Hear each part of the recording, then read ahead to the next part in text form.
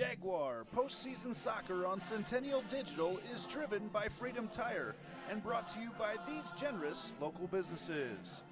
Nick Jarash Fitness, Kristen Geiger with Remax Precision, Wilson Toyota, Weichert Realtors, the 515 Agency, Gershman Mortgage, Lane Family Wealth Management, Sinorama Ankeny, Wendy Thompson, an affiliate of Humble Travel, Springer Floor Care, Sonny's Pizza Bistro, Lamberti Goki Lucci Law, Hearts of Ankeny Animal Hospital, Cabaret Sports Bar and Grill, the Iowa Rush Soccer Club, Ted Sandine Photography, the Ankeny Real Estate Group, U.S. Cellular, Made in the Shade, Wheeze Tees, the Edward Jones Office of Kent Patterson, and Lincoln Savings Bank, member FDIC.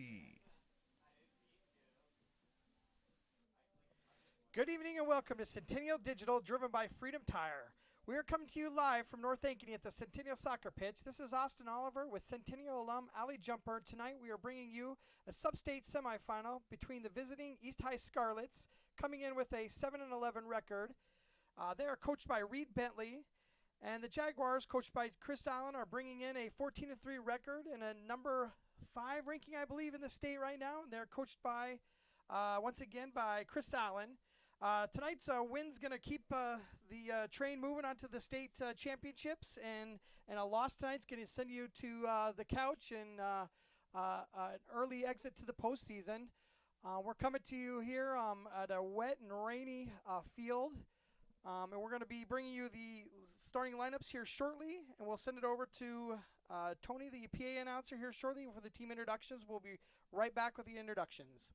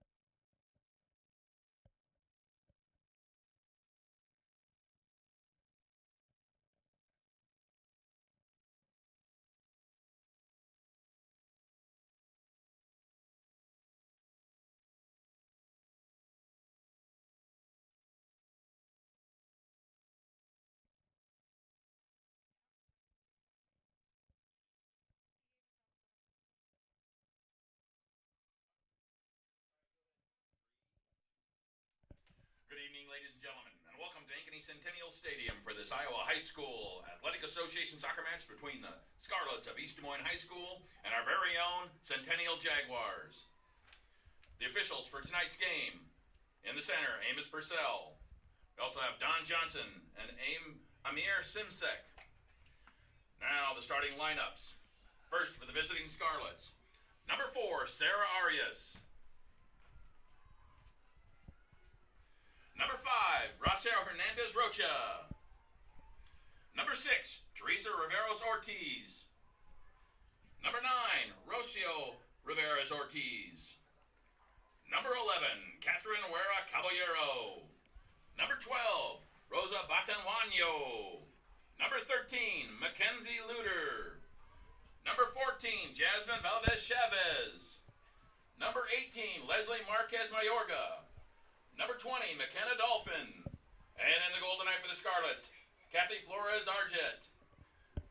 The Scarlets are coached by Reed Bentley, assisted by Caitlin Calero, Drew Iverson, and Eli Robert.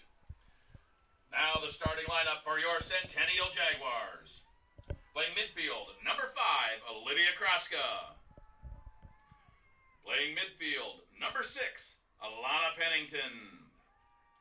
Playing defender, number 7, Courtney Kovacs.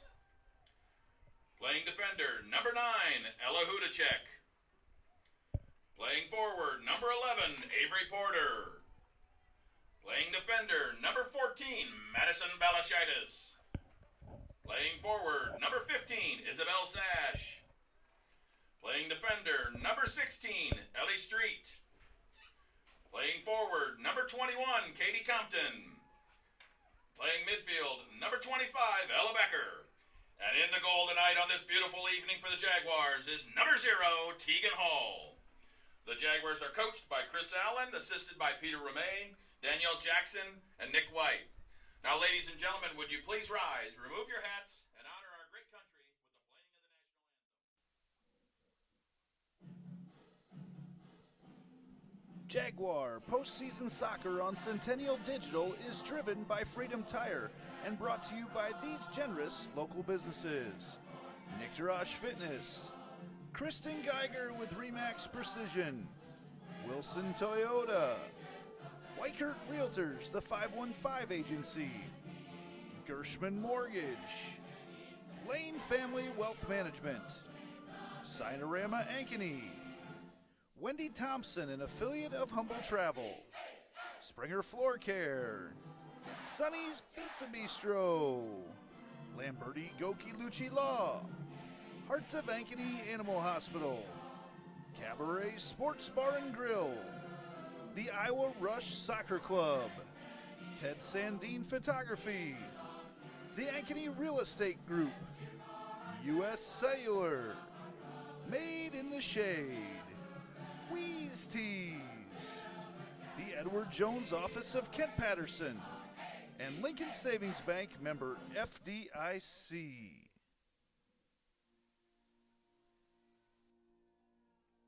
Well, we just finished up with the national anthem. I'd like to thank Sonny's Pizza Bistro for the starting lineups at tonight's game. It was brought to us by Sonny's Pizza Bistro at 6594 Northwest 6th Drive in Saylorville, the home of the best Italian outside of Italy. If you haven't given Sonny's a try, go ahead and get there. Your family deserves the best. Sonny's Pizza Bistro. Join us for weekend music on the heated patio. Well, Allie, it's going to be an interesting night here. I see, first off, we have two referees playing this game here with us tonight. As both teams huddle up to take the field, we have less than ideal conditions out here for sure. Absolutely, and the weather the way it is, the ball's going to skip, and we might see the ball go under some feet tonight, maybe even have a little goal that kind of skips differently, so it'll be interesting to see how people fare with the weather conditions. Starting the game out, the Centennial Jaguars will be on your left wearing all black. The East High Scarlets will be on the right side going left in all white. So very easy to differentiate both of the teams tonight.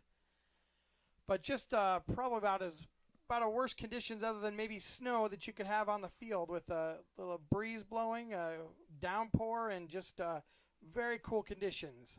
Yeah, it's pretty chilly out there, and it's important to stay warm, and especially goalkeepers, try to keep your gloves dry in this situation. East High puts the ball into play.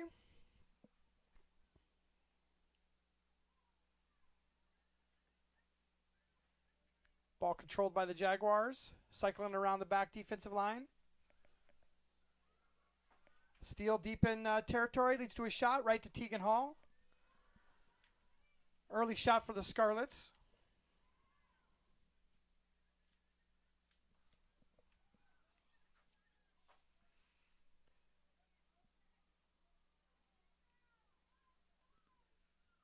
So, Ali, do you sometimes think the weather like this levels the playing field a little bit, or what kind of things are you concerned about?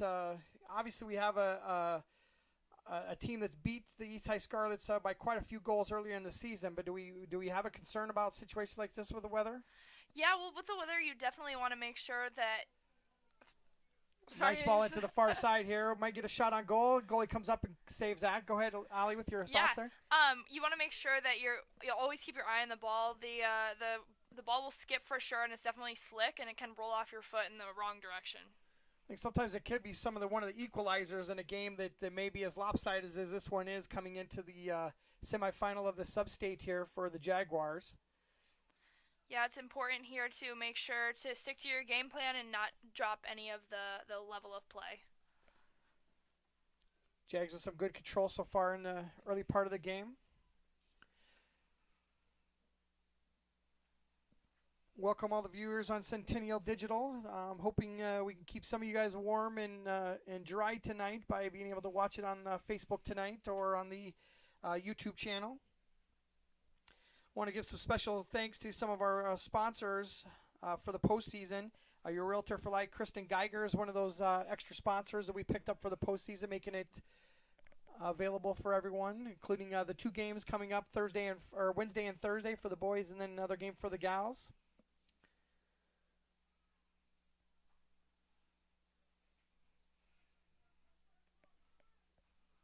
We've got a few Brave fans out here tonight, braving the weather as well in the stands. Yes, lots of umbrellas.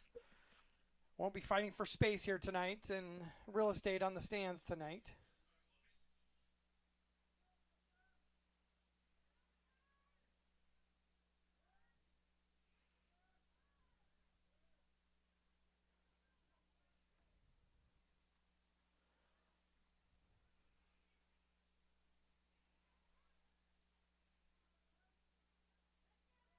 You can already kind of see out there some of the touches aren't as sharp as we would normally see. Yeah, we're just kind of going back and forth with some possession. Nobody's holding it for very long, and I think Centennial's getting a little bit better of the possession, but they're not going very far without a Scarlet at least touching it and either putting it out of play or getting in the way of one of the passing lanes. Got the Scarlets on a throw-in on the near side.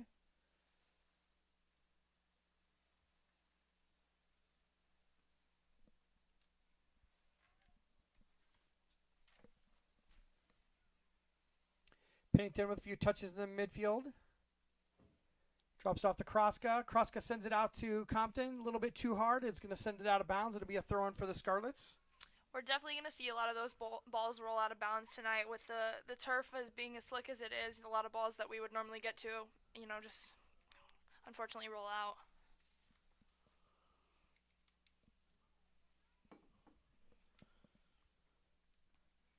Scarlets on the throw-in.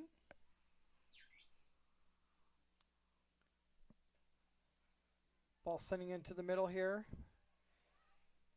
Avery Porter with a touch there. Kind of had it in a dangerous position there, but the goalie was able to pick it up and take it out of danger here.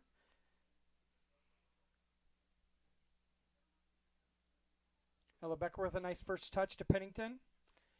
Pennington sends it out to Street.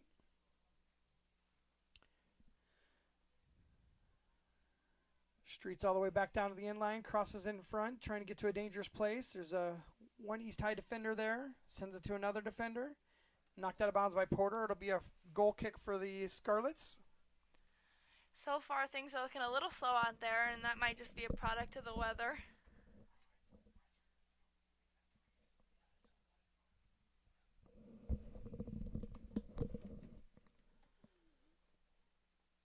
Couple touches in the middle. Kroska with a touch back to Becker.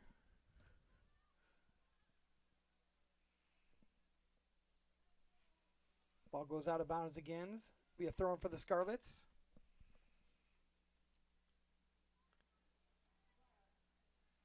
Belashaitis with a few touches on the end line there and went out of bounds.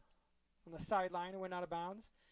She's still sporting that soft cast again this week. That can't be that fun tonight, and especially on a night like tonight. It's not fun when it's dry. I can't imagine how much not fun that would be on a night like tonight. I know. I was just wondering if she's allowed to get that wet or what that process looks like. It might keep her warm, but I don't know.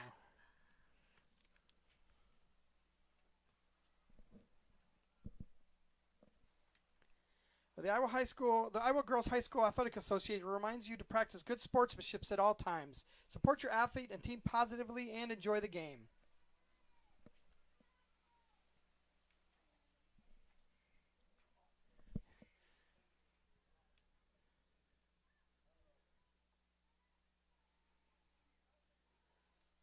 There's no continuity really so far, Allie, right here. It's just a lot of 2-3 connectors and then losing the ball on both sides of the field here.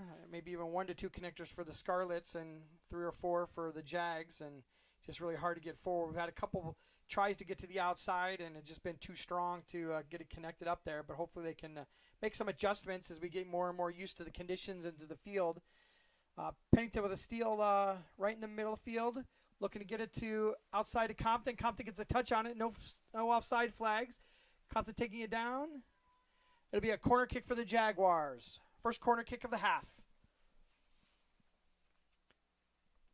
Looks like Ella Hudacek will be running down there to take the corner kick. We're fighting to see this one tonight.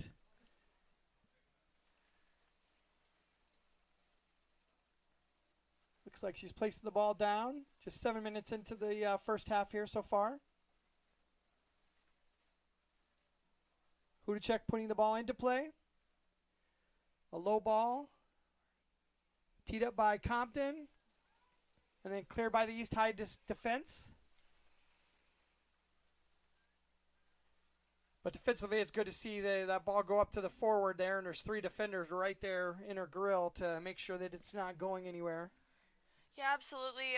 Hopefully, so far there's been a lot of turnovers, and hopefully the girls get used to the turf and they start to connect some more passes here. Looks like we had an offside call maybe that is going to lead to a free kick for the Scarlets.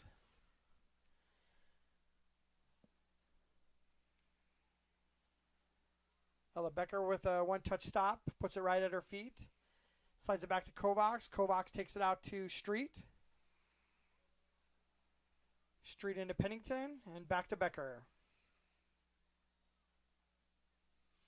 And I think this is kind of what they want to do, is start to get those connecting passes and get a little bit of a rhythm as they start to move their way down the field. So, yeah, it seems like the Jaguars are definitely comfortable. They just got to now start to attack and create something. A little give and go between Sash and Compton, sends the ball out of bounds. Be another Scarlet throw in on the near side.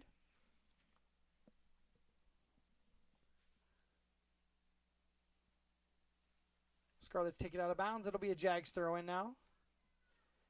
Ella Hudacek taking it in quickly.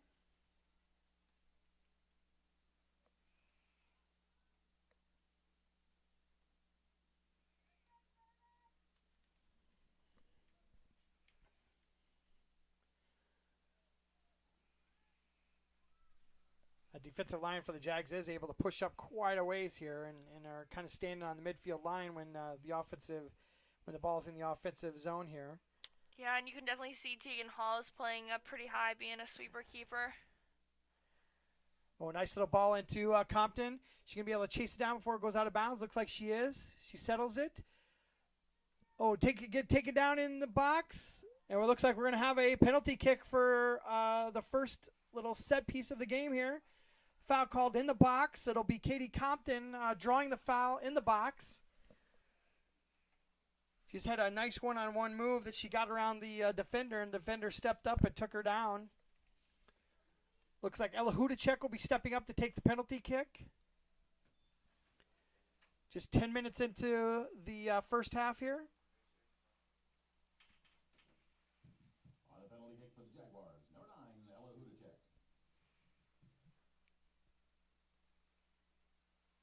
Referee calls her on. Ella stepping to the ball. And she puts it away to the left. It's a goal for Ella Hudacek. 1-0 for the Jaguars. That was a great PK finish there. Side netting, and not much the goalkeeper can do about that one. Now, Ollie, with you in situations like that as a goalkeeper, what are your thoughts going through your head trying to take a PK like that? What kind of thoughts are going through your head at that point? Yeah, you definitely want to look for their plant foot. Their plant foot tells you which way they're going, and sometimes their eyes do a little bit. but you typically just look for their plant foot and just commit to a side once you think you've read it. We've been lucky to have Allie here for the last couple games and to get her insights, being a college goalkeeper now. She's in her freshman year at Winona State, just completed her freshman year at Winona State as a goalkeeper for their ladies soccer team. They finished up their season in the fall this year. It's the opposite season it is for high school, but we're lucky to have her here and get her insights on both the team and the goalkeeping situation. Now, Allie, you were right here last year in this same spot. What kind of emotions and thoughts do you have coming into the game tonight? Just seeing some of your past teammates being out here, and what kind of thoughts did you have tonight coming in? Yeah, you definitely want to try to not keep your emotions too high on situations like this. It is you lose and you go home, but you don't want to overlook anybody, and you just want to play every game like it's your last. Yeah. Did you have a hankering to get out there and run around a little bit when you got here to the field tonight? I'm sure you didn't want to because of the rain, but on a nice night, I'm sure you'd love to get an opportunity like this back and try this all again. Yeah, absolutely. I never turned down a chance to play some soccer. Jags working it through the midfield and out to got some nice attack there. Looks like it's going to go out the back line there. I think we might have another corner kick. I think we're going to have another corner kick. On the corner kick for the Jaguars, number 9, Ella Hudacek. A reporter did a nice job of taking it down there and taking her defender one-on-one. Was able to get a deflection off to gain this corner kick. We'll have Ella Hudacek out there stepping up again to take the corner. With us only having 2 refs out there, it's been kind of hard to tell what call is what. Yeah, trying to find them on the field once the players kind of stop moving. Ella's putting it into play. Low ball again. Kind of glances off of one of the midfielders in there with a touch of the knee. It's controlled by Street maybe over there and sent back across. Hudacek takes another shot. It's just off the left side of the goal keep. It'll be a goal kick for the Scarlets. With weather conditions the way they are, you just want to keep taking as many shots as possible. You never know which one might just bounce in. Yeah, got a couple substitutions coming into the game. The substitutions tonight are brought to you by Dr. Stacy Munger and the crew at Heart of Ankeny Animal Hospital.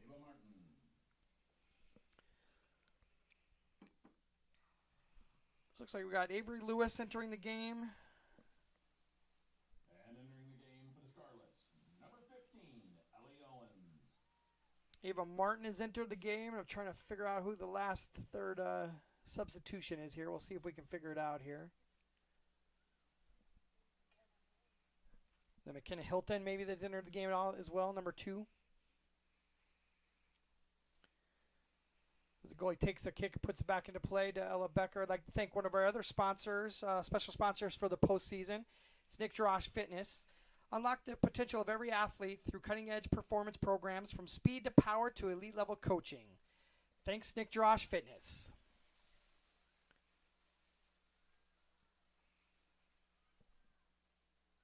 So Ava Martin with a few touches inside there, looking for some opportunities. He sends it down to number 4, Avery Lewis on the right side, but it's a little bit too strong, and it'll be a goal kick for the Scarlets.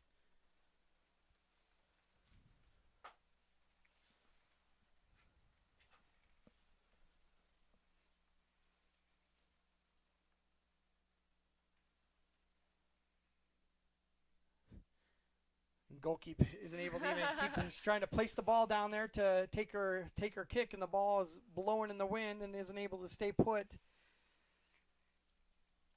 Like we may have like an offsides call, correct?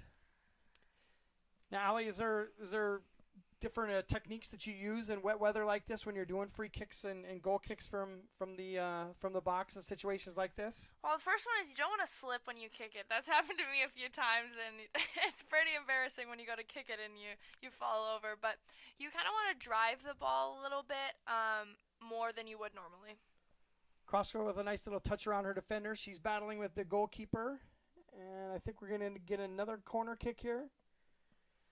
goalkeeper came out and kind of made a good play on there. Kroska, if she wouldn't have been there, Kroska would have had a touch and probably would have been able to center a ball and back into one of her other teammates.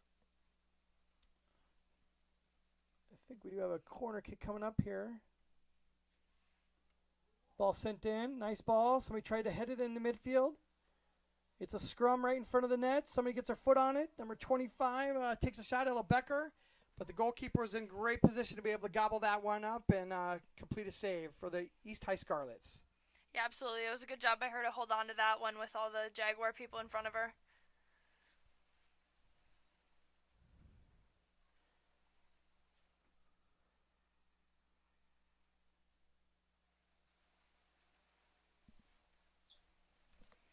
Looks like McKenna Hilton's trying to track one down. She's got a foot on it. Sends it into the middle and just misses Ava Martin as she was screaming in there trying to get connected on that pass. But one of the East High Scarlet defenders is able to send it out of bounds. And I think we'll have our third corner kick from Ella Hudacek here.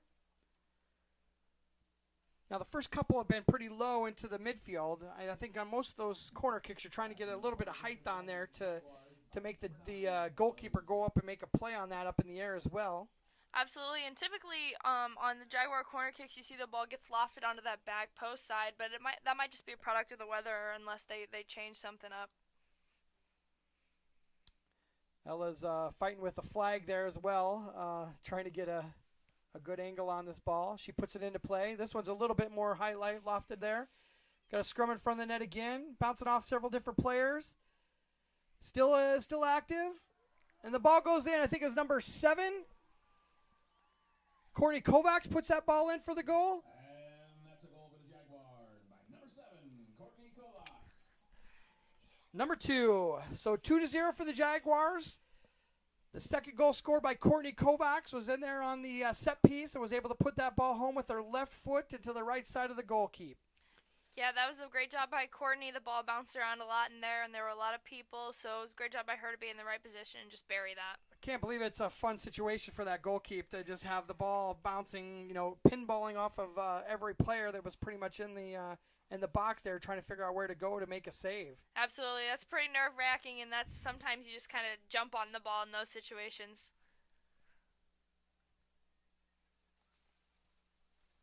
Ball sent out of bounds deep in the Scarlet defensive territory. It'll be a throw-in for the Jaguars.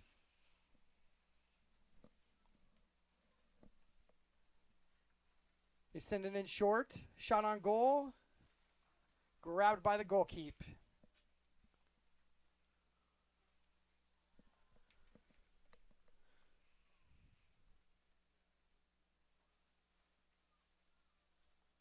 Ava Martin with a couple touches. Pennington settles the ball down, sends it back into Martin. Looks like we're on sides. Picked up by the goalkeeper. I thought we might have a shot on goal right there. Nice little move by Pennington to get the ball back to Martin to get an attempt on goal. Yeah, hopefully the girls start to realize with the wet, slippery turf that they need to take a little off their through balls here. Because gosh dang, the thought process was right on. And that little give and go from her to Martin was the right play, just a little bit too strong. It was sent into that goalkeep, and she picked it up. Yeah, absolutely. We've had a few of those now.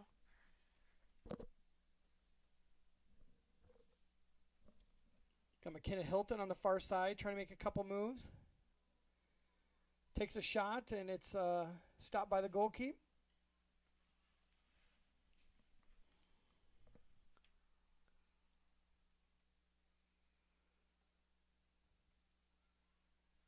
Pennington moving it forward. Drops the ball off to Olivia Kroska. Back to Pennington. Pennington sends it into some open space for Hilton. Hilton steps up with the right foot, crosses it. Had somebody right on this door. Avery Martin was right on the doorstep to be able to put that one away, and she caught the goalkeeper moving back in front of her and just put it right into the goalkeeper's hands. Yeah, I think on that one you just got to use your left foot and trust it there. It's almost one of those more that you just redirect rather than actually taking a swing on. Absolutely. Just let it hit off you there.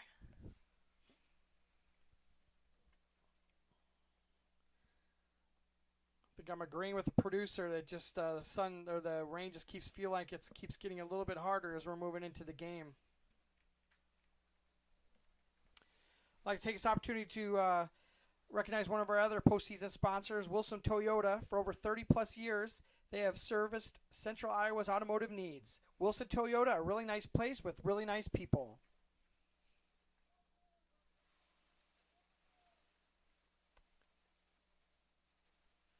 Another corner kick coming, or is it going to be a goal kick?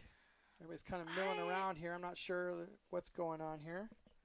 It looks like they might have called a free kick. Or yeah, the cross is going over. That'll be a corner kick. So I think Hilton was just holding on to the ball. It looked like she was going to be setting up for that free kick, but Hudacek is taking it over into the corner, and hopefully we can get another ball like we had last time. Off the set piece last time, we scored a goal with Kovacs coming in at the end and putting one into the back of the net. She puts it into play. Another nice top there. Goes back to Kovacs on the backside. A few touches there. Looks like we may get another corner kick on the other side. It's tough to see the ball through these windows up here. Looks like Hudacek's going to have to run from one side all the way to the other. She just realized it, and she was going back to her defensive position and realized that she had a corner kick, and now she's hustling over to take the another ball. Looks like they took it in there quick. Obviously, Hudacek did not take that one. Got a couple substitutions coming into the game. The substitutions tonight are brought to you by Dr. Stacy Munger and the crew at Heart of Ankeny Animal Hospital. We have Brooke Compton coming into the game. Entering the game. First for the And Stars. Gabby Lawrence, number 10, coming into the game. Guerra Caballero. And the Jaguars. Number 10, Gabby Lawrence. And number 24, Brooke Compton.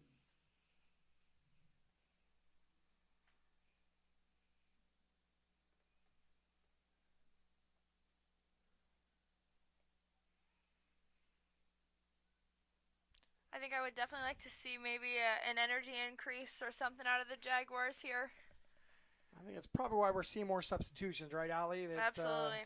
Trying to get some energy infused into the game, and I think at the very least the people on the bench are probably the coldest people out of there on the field, and get some people some playing time as well as warming them up by getting off the bench. Absolutely, and I know with the weather it's hard to stay warm and hyped up out there, but this is state playoffs, and that's one of the best times of the season. Throwing for the East High Scarlets on the near side of the field, deep in Jaguar offensive territory.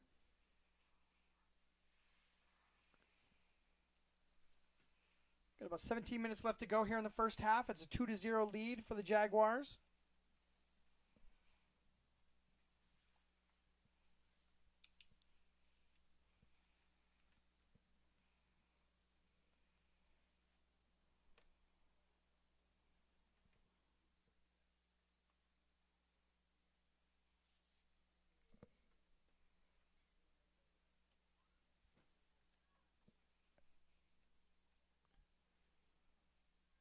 Tegan Hall getting some action as the Scarlets send the ball all the way back down into the box. I know some of our viewers might have seen the news story done last night about the Jaguar goalkeepers. Yeah, I think it was in relation to how many goals they'd given up on the season. It's been a pretty small number for them, correct? Yeah, they've both Tegan and Kate together have given up 5. They've only given up 5 goals on the season this year. Pretty amazing statistic for the Jaguars, for sure. I think that's kind of a nod both to the goalkeeper and a little bit to the team defense as well, correct? Yeah, absolutely. And as somebody who holds some of the shutout records here at Centennial, I know how hard it is to shut a team out and how much of a team effort it is. Don't forget to stick around after the game to find out who our Limberti, Goki, and Lucci Law Player of the Game is, your local attorneys, and a team to fit your legal needs. Reach out to us at LGL Law at 515-964-877 or online at ankenylaw.com.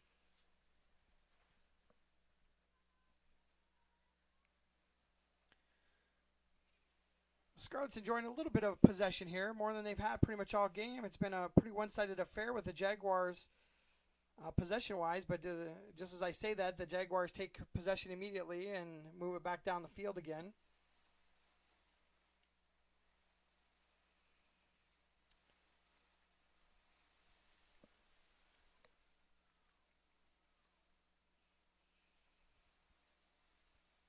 looking around the crowd, the fans are almost fighting their umbrellas almost as much as they're able to watch the game here right now. Absolutely, and it just seems like the rain keeps coming harder and harder.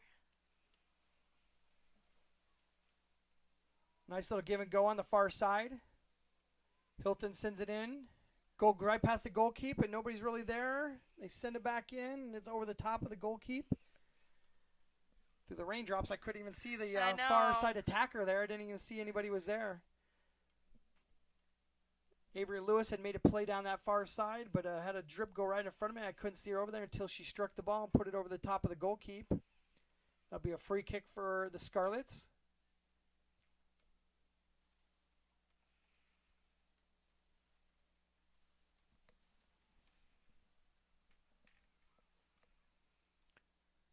Ava Martin in, taking on the goalkeep. Great takes save. it out of bounds. Takes it out of bounds. It should be a corner kick as well for the Jags here. That's corner kick for the Jaguars. Number 9, Ella Hudacek.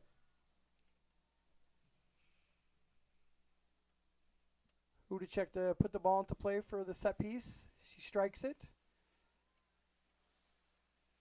Drops into front of a East High defender. She's able to knock it off one of the Jaguars out of bounds. It'll be a goal kick for the Scarlets.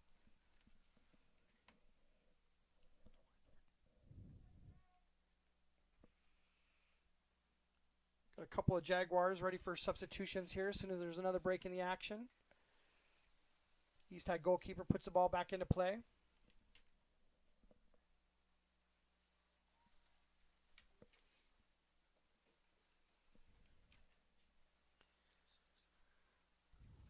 From the Iowa Girls High School Athletic Association, students involved in educational activities often have healthier behaviors leading to better physical and mental health. The Iowa Girls High School Athletic Union and National Federation of State High School Associations thanks you for your support of student athletes across Iowa.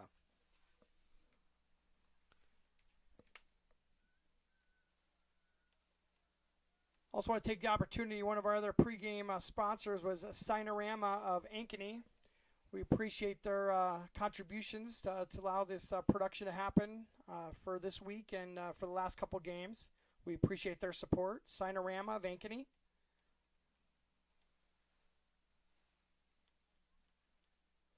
Porter with a nice little touchdown to herself, plays herself down the line. East defender there. Scoop it up and take it back out. I mean, offensively for East, there really hasn't been a threat at all. We've had 3 defenders back pretty consistently here in the whole first half, and there really hasn't been any threat really at all from the Scarlets so far. Yeah, it really seems like the Jaguar backline has just been super comfortable and not had anything really to worry about just yet. I mean, she's definitely working hard. That forward's working hard and moving around. Just caused a ball to go out of the bounds for the Jaguars. It'll be a throw-in for the Scarlets. But other than her being up front up there, she really doesn't have anybody coming down either of her sides at all to make a threat and really spread that defense out and look for some opportunities and some openings.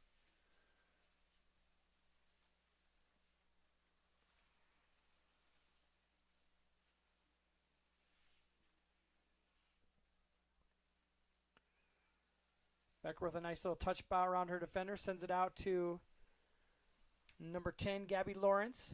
Lawrence sends it down the line. Looks like Ellie Street's trying to run that one down. It's touched by a Scarlet defender and takes it out of bounds. It'll be a throw-in for the Jags.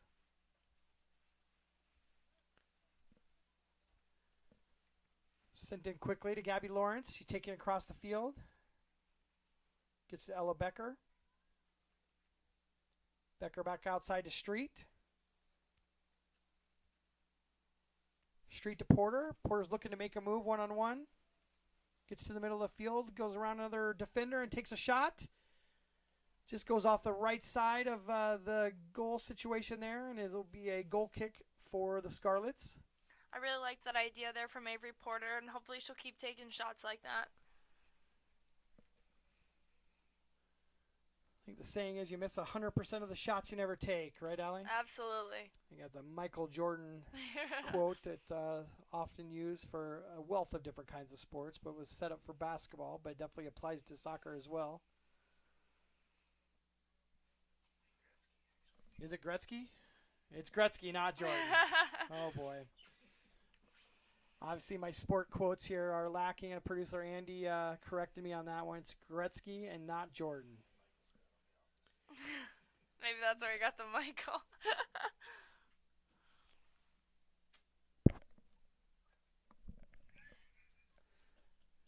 It's Gretzky. All right. I'm getting comments from everywhere that it's Gretzky and not Jordan. So everybody's jumping in the booth here, letting me know that I was wrong here. So definitely take that under advisement for next time I want to quote anyone, that I make sure I have the right quote. Got another substitution coming into the game. Number 20, Sorry Whites, entering the game for the Jaguars. Substitutions in tonight's game are brought to you by Dr. Stacy Munger and the crew at Heart of Ankeny Animal Hospital. We appreciate their support all season long. She quickly gets into the game and sends the ball in on a throw-in. I'm excited to see Sari out here in this outside back position. Typically, I saw her play in club a center back, so I'm excited to see her get some experience out there. I think she's even played some midfield in some of the games earlier in the year as well when she's come in. I don't believe I've seen her on the defensive wing at all so far this season, but I could be mistaken too.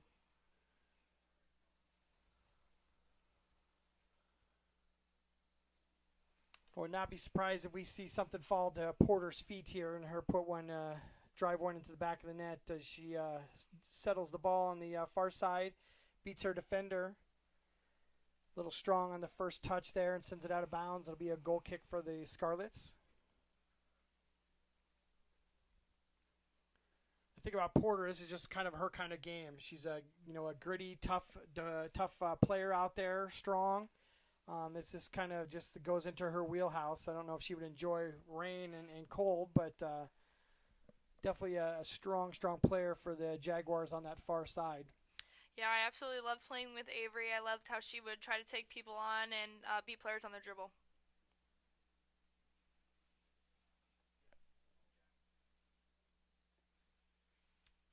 Jaguars cycling it back here. It's Ellie Street with a touch. She gets it to Porter, and then Porter sends it all the way down the line for Street to run down. She does so, saves it right on the end line. That one touch is just a little bit off, and it curves right out of bounds. Nice little play between the two of them, sending Street down there from her defensive position to get into the offensive set.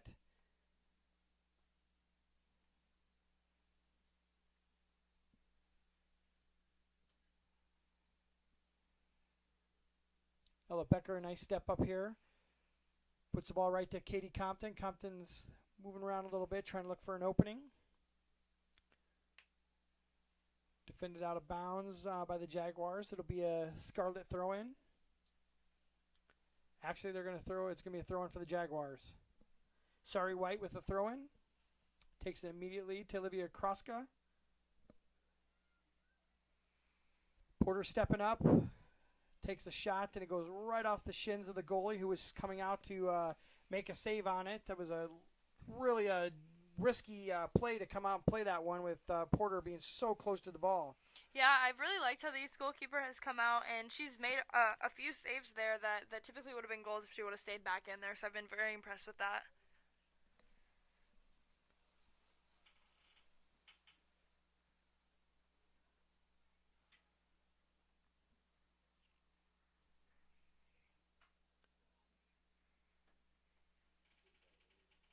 Shida steps up and puts that back into the offensive zone for the Jaguars.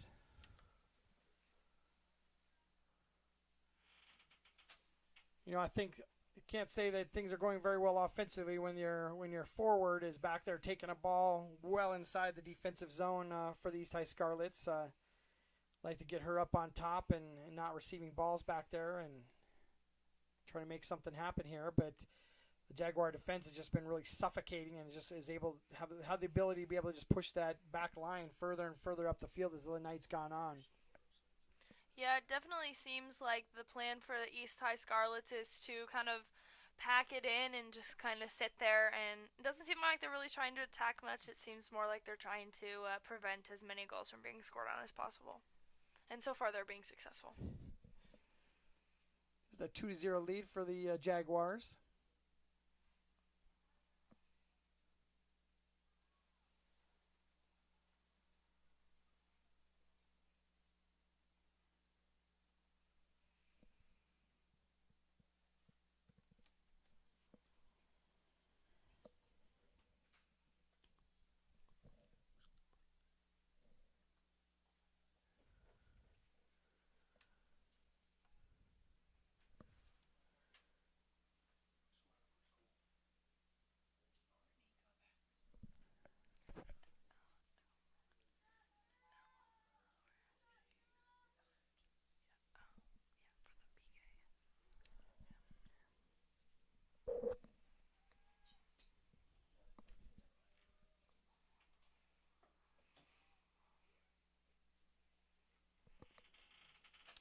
Kind of recap the scoring so far in the first half. Ella Hudacek was able to step up on the PK and put one away for the first goal of the game, and then the second goal of the game off of a pinball situation off of a set piece. Courtney Kovacs was able to put one away as well for a 2-0 lead.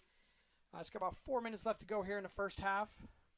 Sorry, White has gone down to shoe tying duty for Balashitis here as they wait here on the sidelines to throw that ball in. Looks like she's having a little bit of trouble getting that shoe tied as well. Yeah, definitely could be maybe wasting a little bit of time here as well.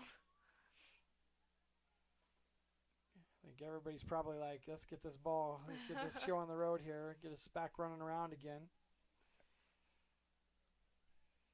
Balashitis with a touchback to Tegan Hall, getting her a little bit of action. She sends the ball out to Ellie Street.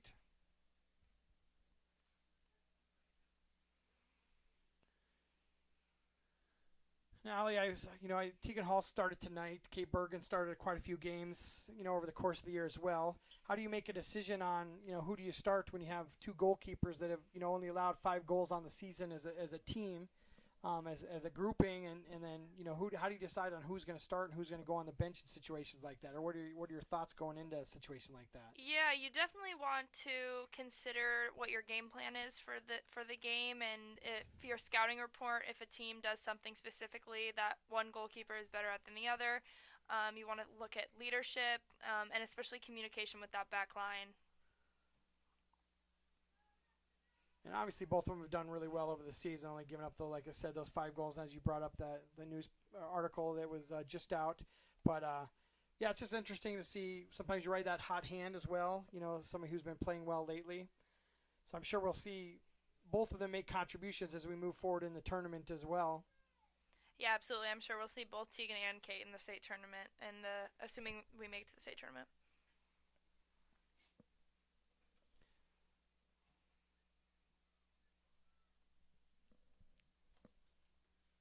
The Jaguars are playing tonight against the Scarlets with that 2-0 lead, like we've pointed out a couple times. Had Compton with a nice little play into the goalkeeper, but she scooped it up. The other sub-state game that's going on right now, the other semifinal is Johnston versus Urbandale. I think they're playing over at Johnston tonight. We'll hopefully maybe get some updates for the score on that, so we'll have an idea of who we're going to be playing if we come up with a win tonight on Thursday. Centennial Digital will be bringing you the boys game tomorrow night once again. So we'll be on 4 consecutive nights this week, Monday, Tuesday, Wednesday, and Thursday, with all this postseason action. We're excited to be able to bring that to you. Nice little play. Addison Fair with a shot. And went over the top of the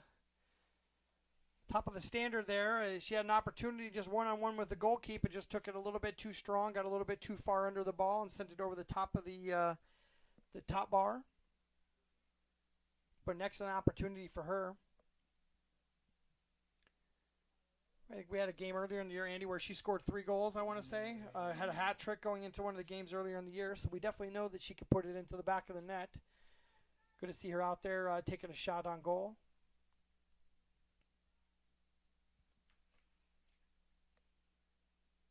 As a PA announcer just called out, there's just 1 minute left to go here in the first half as we wind down. Katie Compton with a nice little touch. She takes a shot. Yeah! Score for Compton!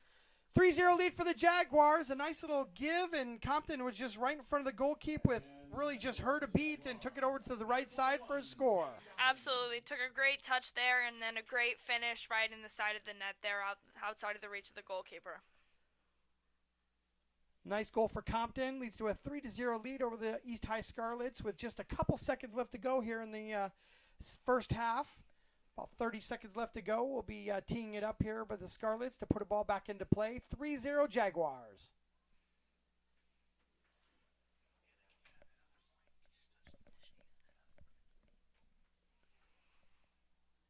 Porter here trying to angle for another goal here right before we get into half as well. I just gotta feel like a score like that in the last 30 seconds of the half it's got to be a heartbreaker for the Scarlets, who played an all right half, even being down 3-0. Absolutely, and hopefully the Jaguars can keep up this momentum here and keep scoring some goals as we go into the second half. Well, that's the end of the first half. It's a 3-0 lead for the Jaguars over the East High Scarlets in a sub-state semifinal here at Ankeny Centennial Field. We'll be back in a minute with the Gershman Mortgage halftime show right after this. Jaguar Postseason Soccer on Centennial Digital is driven by Freedom Tire and brought to you by these generous local businesses. Nick Jarash Fitness, Kristen Geiger with Remax Precision, Wilson Toyota, Weichert Realtors, the 515 Agency, Gershman Mortgage, Lane Family Wealth Management, Sinorama Ankeny, Wendy Thompson, an affiliate of Humble Travel, Springer Floor Care, Sonny's Pizza Bistro, Lamberti Goki Lucci Law, Hearts of Ankeny Animal Hospital, Cabaret Sports Bar and Grill, the Iowa Rush Soccer Club, Ted Sandine Photography, the Ankeny Real Estate Group, U.S. Cellular, Made in the Shade, Wheeze Tees, the Edward Jones Office of Kent Patterson, and Lincoln Savings Bank, member FDIC.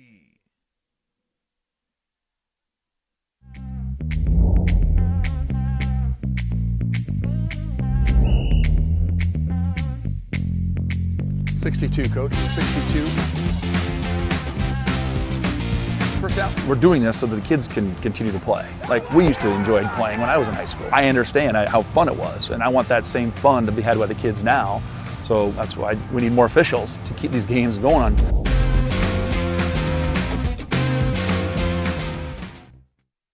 Welcome back to the Gershman Mortgage Halftime Show. We're here today in the offices of the Iowa Rush Soccer Club, and I've got Kirk Artis with me here today. Kirk does a lot of work with the club. I don't even know your official title. Technical director. Technical director of the club here. And Kirk, Iowa Rush Soccer has been a huge part of soccer in Ankeny, not just now, but for a very long time. Yeah, you bet. Iowa Rush used to be Ankeny Soccer Club, turned into Iowa Rush in 2009.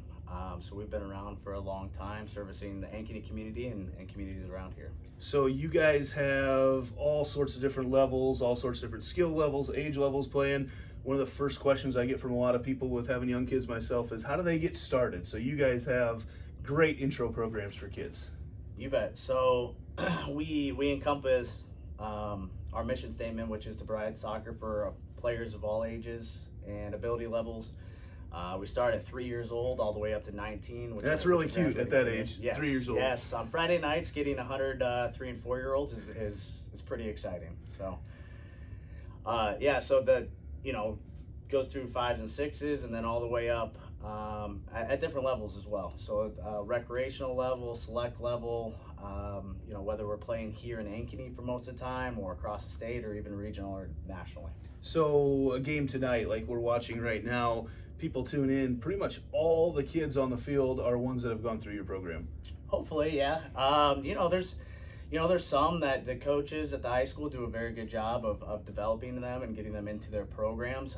But yeah, we take a lot of pride into seeing our players that we've developed since they were 5 years old out on the soccer field, all the way up to when they're seniors at Centennial there, and or Ankeny. So sure, anywhere else, right? And speaking of which, I mean, you guys have programs now all over the state. So anybody that's watching this, maybe, and you mentioned Waverly, Pella, other places around the state, they can also get involved in Iowa Rush. Absolutely. We have programming for players all across the state. We've had over 40 plus communities involved in Iowa Rush. We do have Iowa Rush North up in Waverly. We have Iowa Rush South down in Pella. We have cooperations with other clubs across the entire state. But yeah, players travel into us from long distances, and then obviously the surrounding areas. They'll travel for quality, right? Yeah. That's the idea. So you guys also have a lot of camps coming up this summer, a lot of opportunities for existing players to get better, for new players to get introduced to the game, but then also tryouts and all sorts of different things for your clubs coming up in the fall. Yeah, right now we're starting the spring season. And then we go into the summertime period, which entails a tryout time period in June, specifically for 11-year-olds and above. A couple different options there. We just collaborated with VSA, which is a club out of Waukee, West Des Moines to form VSA Rush, which is kind of the elite player pathway for the top players in the state. And then we're also having, tryouts for, 11, 12, 13, all the way up to 19 for, anyone else that wants to join our club as well. You go farther into June and July, August, and you start to get in some summer camps that are open to anybody that wants to try things out. So that's some exciting stuff. And then our fall registrations are going to be open here pretty soon as well. And we'll have some graphics on the screen that people can look at, but also, they get a hold of you guys right through your website, right? Best place to find out more information? IOrush.com, that's the best one. All right, very good. Well, Kirk, thank you guys not only for your support of soccer in Ankeny, but also supporting our streams and getting all this on the air. You bet. Appreciate it. Thank you. All right. We'll be back with more on the Gershman Mortgage Halftime Show right after this. Jaguar Postseason Soccer on Centennial Digital is driven by Freedom Tire and brought to you by these generous local businesses: Nick Jarash Fitness, Kristen Geiger with Remax Precision, Wilson Toyota, Weichert Realtors, the 515 Agency, Gershman Mortgage, Lane Family Wealth Management, Sinorama Ankeny, Wendy Thompson, an affiliate of Humble Travel, Springer Floor Care, Sonny's Pizza Bistro, Lamberti Goki Lucci Law, Hearts of Ankeny Animal Hospital, Cabaret Sports Bar and Grill, the Iowa Rush Soccer Club, Ted Sandine Photography, the Ankeny Real Estate Group, U.S. Cellular, Made in the Shade, Wheeze Tees, the Edward Jones Office of Kent Patterson, and Lincoln Savings Bank, member FDIC.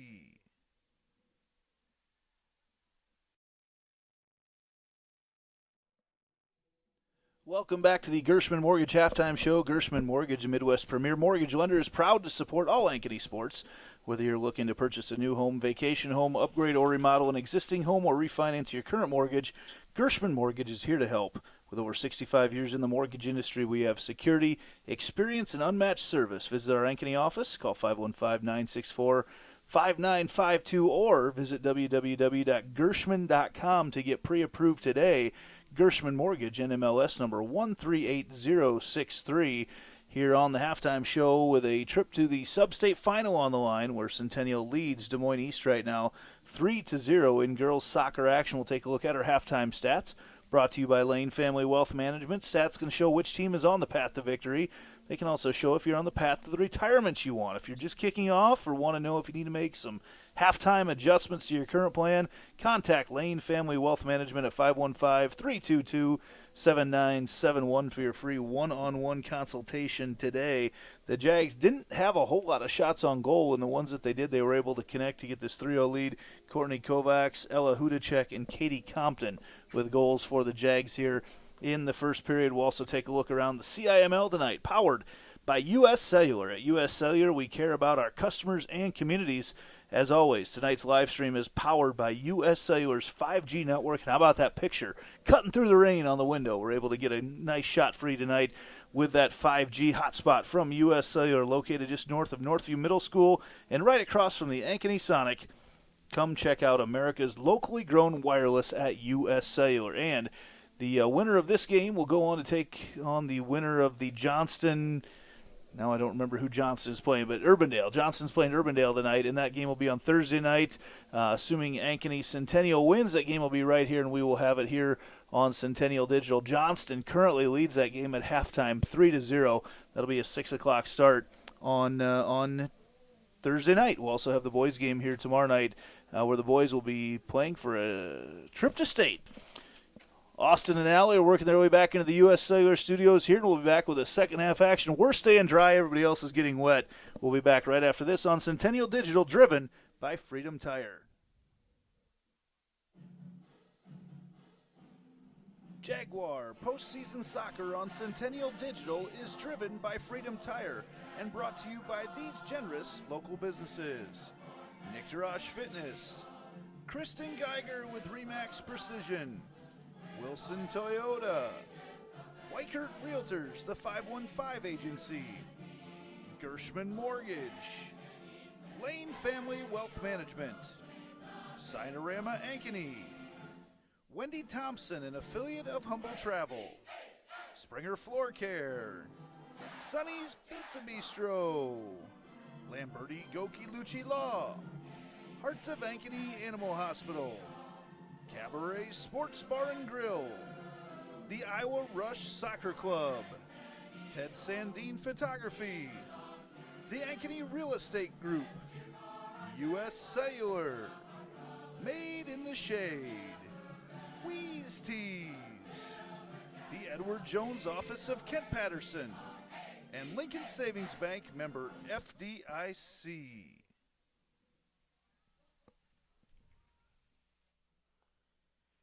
We got the teams making their way back out onto the field. A little bit longer of a halftime break there with everybody trying to get dry and get warmed up. We got 40 minutes back on the clock here, but both of the teams are just now getting out to the field.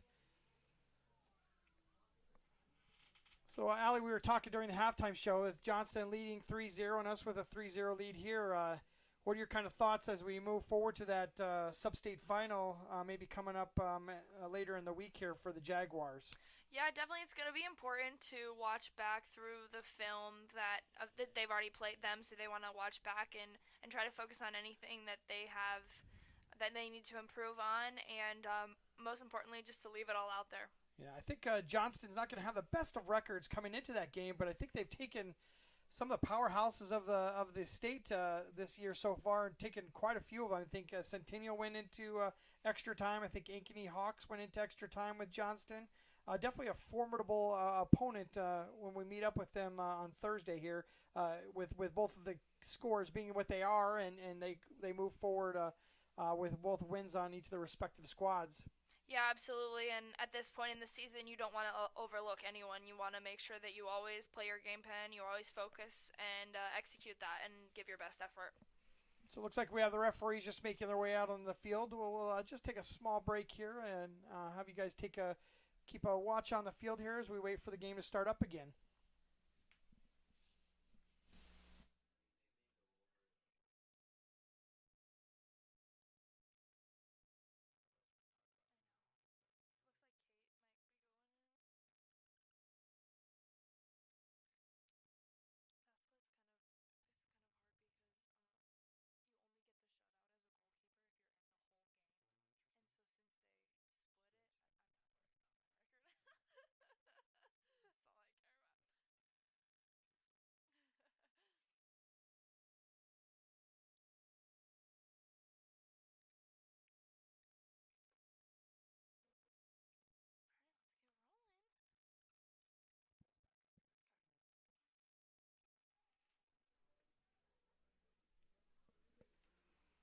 Both referees have made their way back on the field.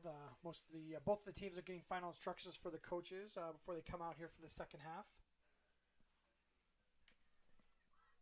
Looks like we got a change of goalkeeper for the Ankeny Centennial Jaguars. Kate Bergen will be taking the field as the goalkeeper for the second half.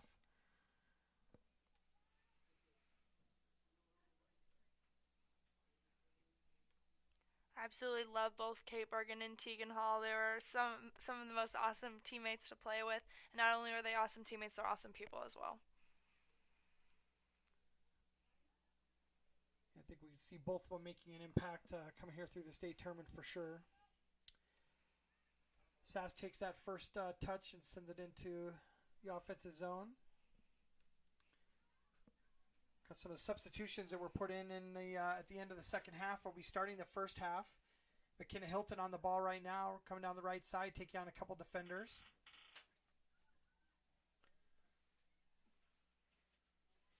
Maybe a cross-go with a touch to Sass. Sass takes a shot, and it's scooped up by the goalkeeper.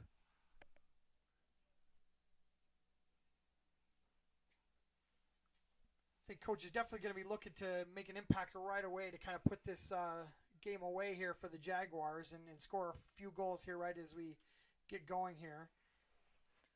McKenna Hilton with a touchdown here. Sends the ball to the front. Sash is there, and I think it went off of a defender. Went right to the goalkeeper's hands, and she's able to control it. Dangerous pass by Hilton in there to start the game off here. Yeah, and we had an own goal last night in the boys' game, so kind of surprising that we might have one tonight as well. Very close to having that happen again. But Sash was definitely there applying the pressure, so the defender really had no place else to go but to try to get in front of it. It was just lucky that her keep was in the right place at the right time to stifle that one for the Scarlets for them.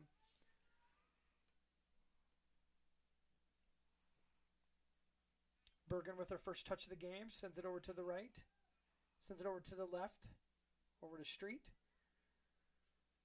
Street sends it into Pennington. The defender went to the ground there and did a somersault. That can't be a good feeling on a night like tonight.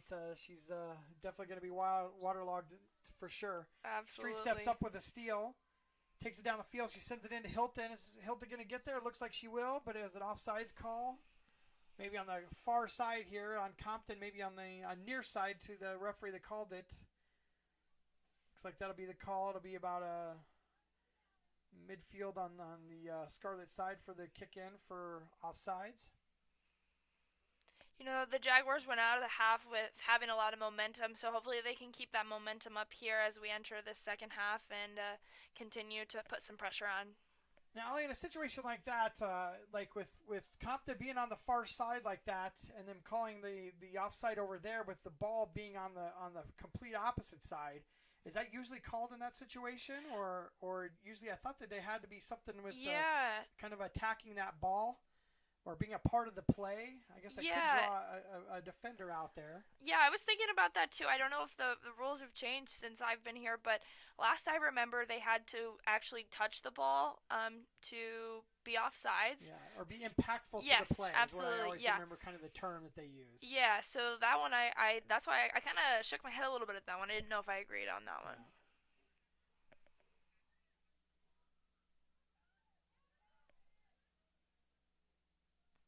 Shida steps up and defends that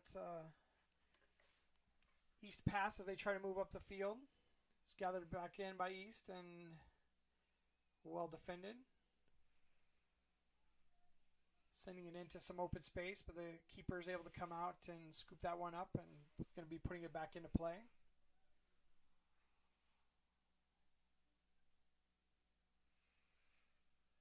High ball. Becker settles that one. Addison Fair with a few touches. Over to Olivia Kroska.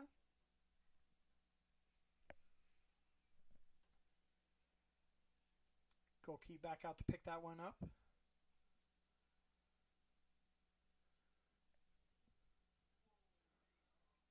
Not a very good kick into play there, so we might have some trouble here.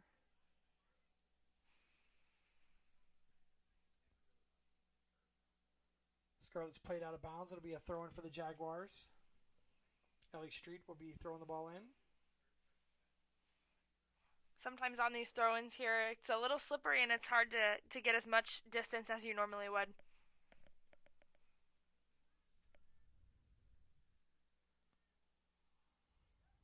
East High Capin settles the ball, sends it outside. She's in some open space, and she's going to chase that ball down.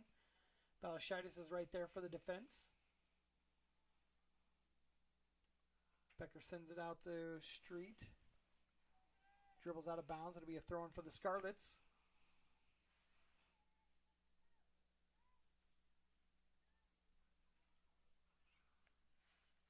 Another throw-in for the Scarlets, a little bit further into the offensive zone for the East High. It looks like they thought it was for the Jaguars there.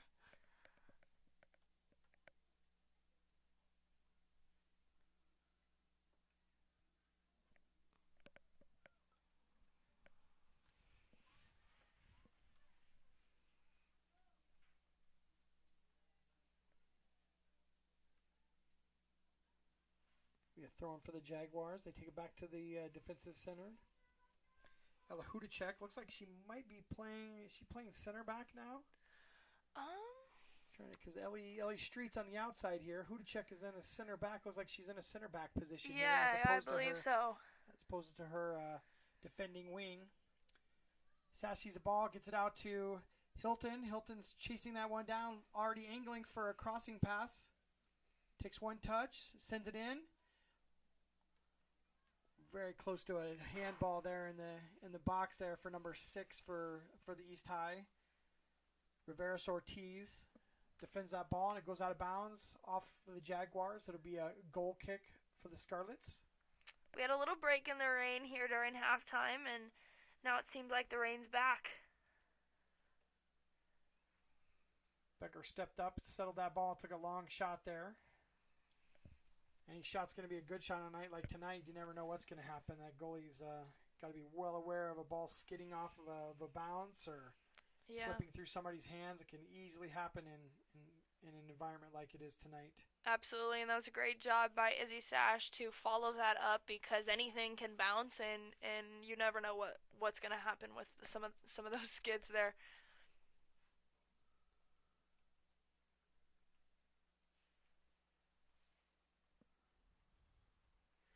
Coach Allen's got a kind of an invaluable experience to being able to get some of these youngsters into the game tonight here and get some decent playing time.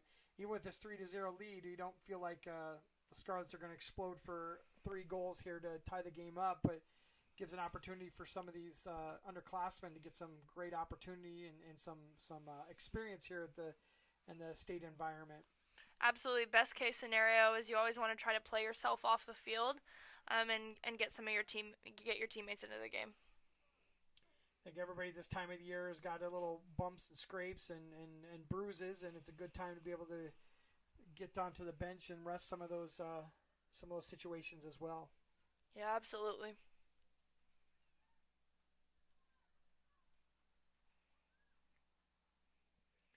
Becker, the defensive quarterback here, is moving the ball up the field.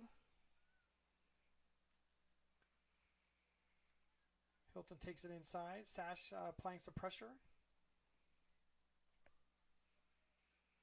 Here's one of those little skips that kind of went the wrong way that she thought it was going to go. Balashitis is able to turn on, make a play on it back to Bergen, and Bergen's going to take it out here. But we definitely saw something kind of happen as that ball hit, and obviously didn't go the way that Balashitis thought it was going to go, but she was able to recover easily.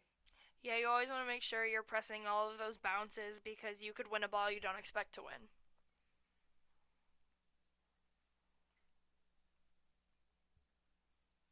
Maybe Kroska takes it out to Ellie Street. Ellie Street with the long ball into space. Oh. I thought she was on. Okay, I think it might have been Hilton on the near side here, because Sash definitely was on side when she took that step up, but it must have been Hilton on the far side here. Yeah, that could be a product of only having 2 refs here as well. Maybe if we had a third ref, we could have that sideline ref maybe focus more on. Yeah, the formation that the referees are using, it may be a set formation, but it leaves a lot of that midfield for not able to cover a lot of that midfield. So nice little pass into Addison Fair, just a little bit too strong from Sash. A great look though. We'll be looking to get that first pass under a little bit more under control so we can get a shot on goal for Fair.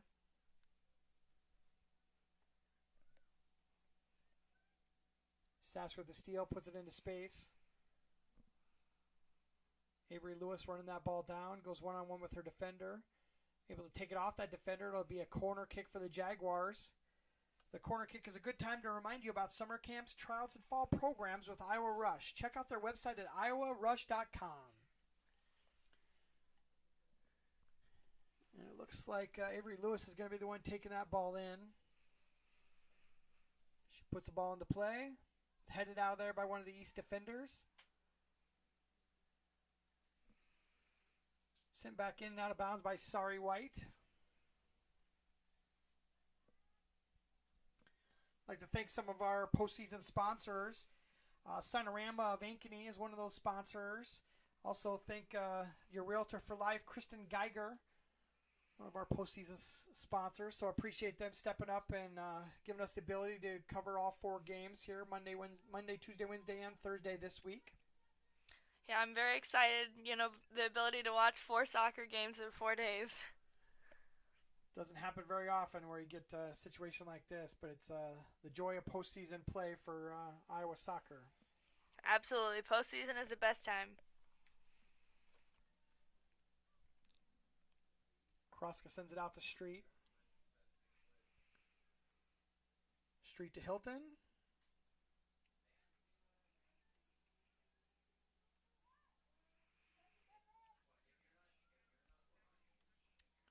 Scarlett's connecting on a couple passes, and then Ellie Street steps in front of it, and then Becker takes the ball. Fair sends it over to Kroska. Kroska's going to be looking to slide it through for Sash. Does so. There's a defender there, and the goal keeps coming out to grab that one. Nice job by that East defender to box out the forwards coming in there for them Jaguars to give their goalkeeper a little bit of room to pick that ball up. Absolutely, and that's very important to make sure that they do that to also keep their goalkeeper safe and make sure that they don't get run into while they're trying to make a save.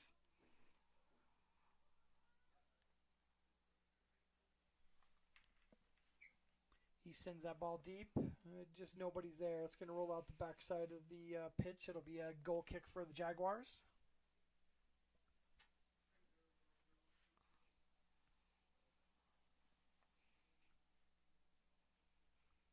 Now, as a goalkeeper, Allie, how often do you have confrontations with a forward there and kind of mix it up with them like almost like a football play, isn't it? Because you're coming forward, they're coming forward. Does that happen quite a bit for you guys? And yeah, I mean, it happened quite a bit for me. I like to come out and be pretty aggressive out there. So that happened a lot for me. And goalkeepers that play as aggressive as I did, and still do, or try to. Got that player's definitely offsides on the far side there. So Kroska did a smart job of pulling that ball back and putting your offensive player back into position. Hilton's on the near side here, looking to get a cross in to beat her defender. Sends it across. Sash is there with a header that just goes a little bit to the left of the goal. What an opportunity. A great cross by Hilton there, and Sash was there waiting to go. Took a header and just took it a little bit too far to the left. Tried to make it a little bit too perfect going into the back of the net there. Yeah, we've had a few opportunities that have been close ones that have been missed tonight. So maybe the next practice plan is working on some shots.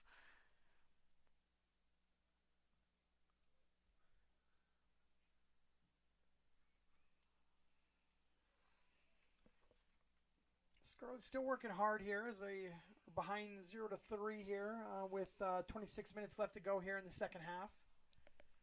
Ellie Street with a throw in for the Jags.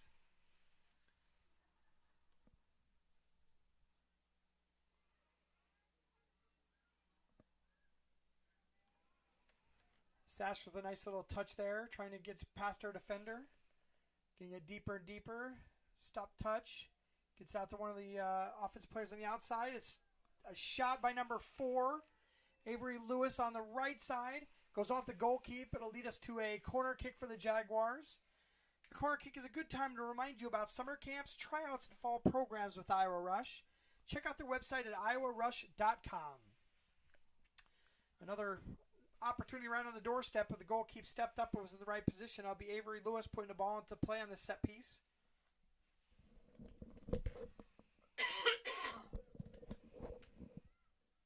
Ball bouncing around like a pinball.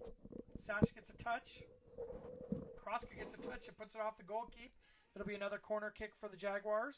This East goalkeeper has definitely stepped up to the challenge these last few minutes here. It was a great save originally on the corner kick and then a great save off that shot there. Avery Lewis will be putting it back into play. She does so. Goal keeps out to knock that one out. Chased down by Hilton. Hilton sends it back in. Goalkeeper has a little bit of trouble there, but there was really nobody there to capitalize that on that bobble, and she picks the ball up and will be ready to put it back into play for the Scarlets.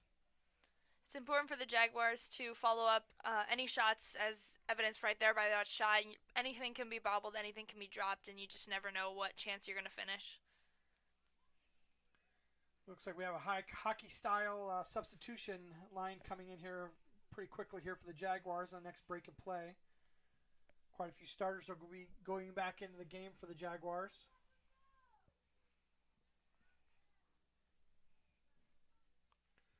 I think it's good to see with a lot of the substitutions in at this point, still having some shots on goal and some dangerous pieces moving forward. I think it's coach can feel pretty good about what happened out there, even though we didn't score any extra goals there.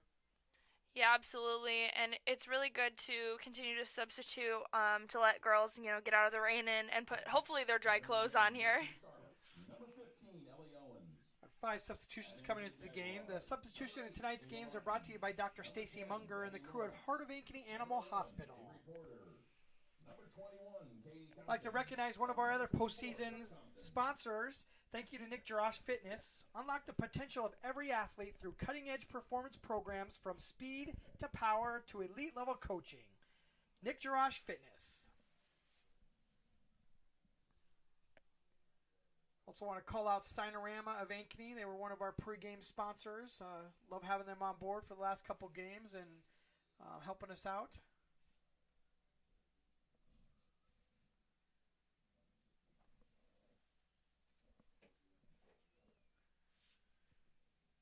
We got a free kick here from the Scarlets. I want to remind you that after the game tonight, we're going to find out who our Lamberti, Goki, and Lucci Law Player of the Game is. Your local attorneys and a team to fit your legal needs.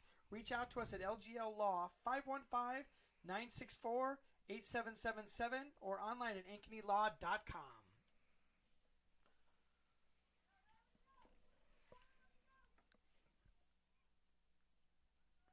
Kate Bergen getting a little bit of action here in the second half. I think it's one of her first or second touches here in the second half.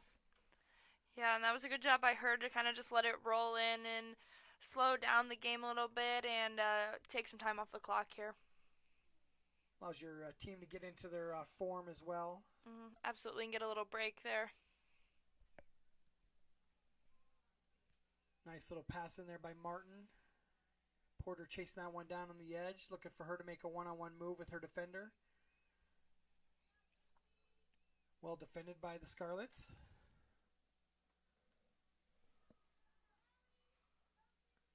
They try to give and go up the sidelines and take it out of bounds. Ellie Street throws it in for the Jaguars. She takes it in immediately.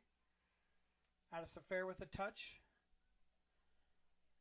Over to Kroska. She dances through the midfield there and is defended. Sends that ball out.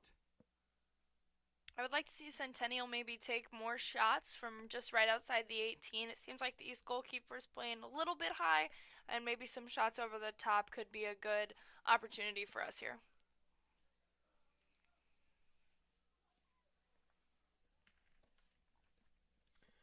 Scarlets with a throw-in on the near side.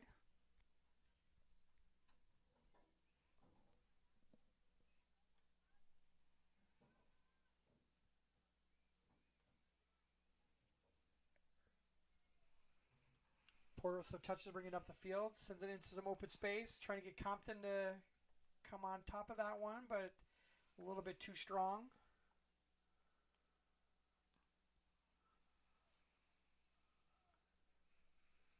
A couple of fans are starting to call it a night here and getting out of the cold and rain.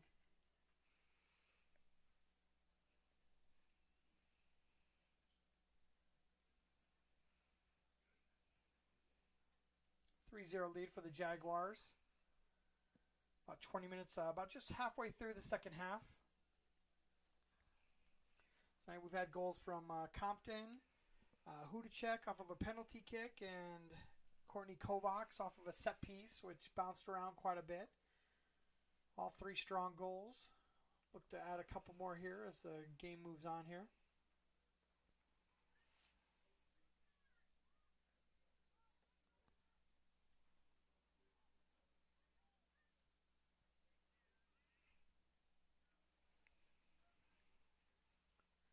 I've got a mixture of starters and substitutions in here. It's good to see that the offense is still kind of flowing.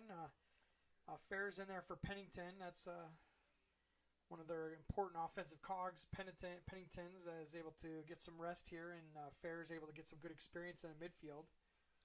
Yeah, absolutely, and it also helps you learn how to play with different types of players as well as getting experience. Nice ball into Compton there, and she I think she might have stepped on the ball and went over the top. She goes down hard.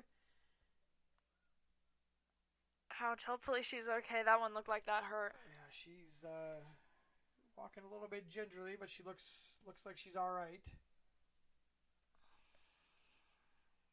Looks like we're going to have a corner kick here. That was a great ball in. It was. It just Compton got a little bit too far underneath of it and actually stepped on that ball and rolled over the top of it and went down. Hudacek looks like she's going to be going over to take this corner kick. Corner kicks are a good time to remind you about summer camps, tryouts, and fall programs with Iowa Rush. Check out their website at iowarush.com.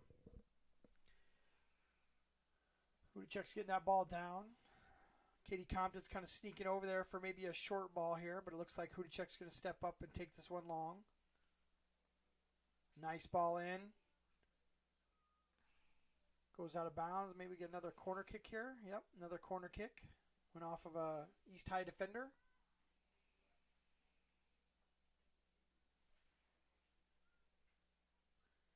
Hudacek stepping up. Puts a ball in short to Compton. Compton sends it in off of a defender, and she sends it out, sweeps it out of danger.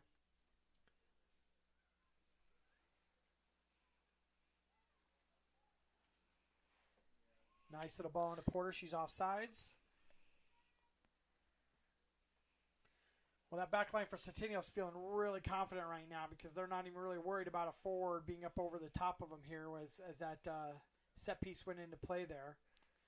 Yeah, absolutely. And as we're talking about the back line, I think the back line for East here might be running some sort of a offside trap, knowing that Centennial really likes to play those through balls. Yeah, so they're staying high so that they pull them offsides every time. Been quite a few in the last little bit of the half here.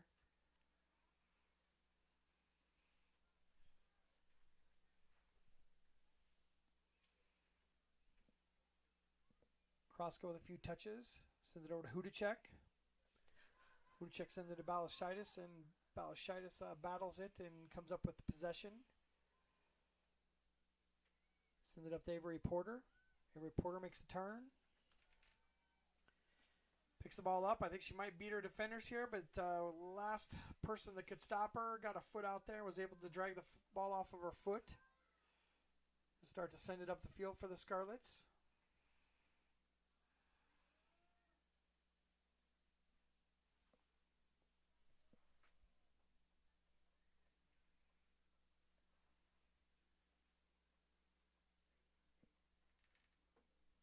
Gabby Lawrence in the game, number 10, have a few touches here in the defensive midfield. She may have come in for Becker. Is that what it looks like maybe, I think, seeing that right now? Yeah, I think so. Yeah, it's one of Becker's first rests of the game so far.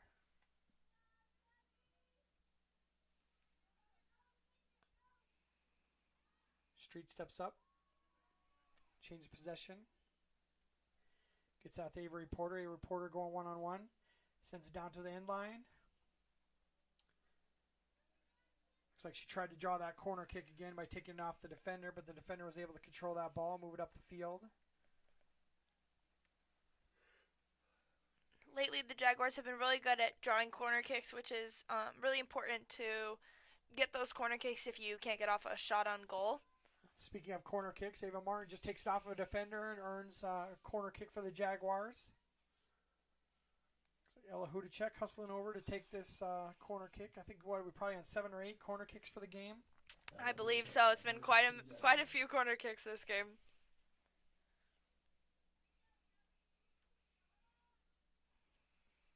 Looks like Porter's lurking around here for maybe a short play here.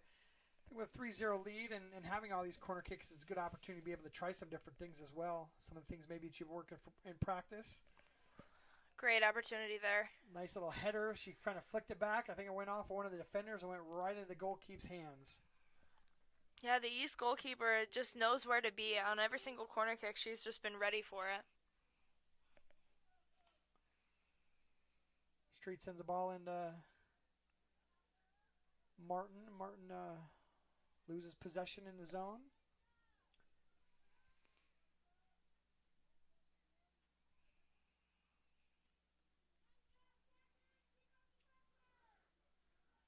Street with a touch. Sends it into Fair. Fair to Porter. It's important here for the Jaguars to make sure to just maintain possession with a 3-0 lead and just keep doing what they're doing. Just under 15 minutes left to go in the second half. 3-0 lead for the Jaguars. Cycling it back through the defensive line. Hudacek sends it back to the goal keep. Keep Kate Bergen a little bit warm back there with a little bit of a few touches and able to send that ball out. Yeah. Can imagine that goal keep is probably one of the colder places to be out there on the field right now, huh? Absolutely. It's always cold back there. I like to wear pants sometimes when it's cold like this because you're mostly just standing around. Compton with a touch into the middle. Just a miss by Fair coming across. Porter's able to settle this one. It's still in play. She beats her defender. Sends it over to Fair. Fair with a slight touch. Martin with another touch. And it's defended out by the Scarlets. And the Fair steals it right away.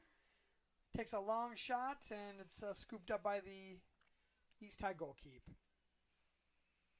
Another great cross and another opportunity for the Jaguars. It just missed that one coming across on the cross pass there.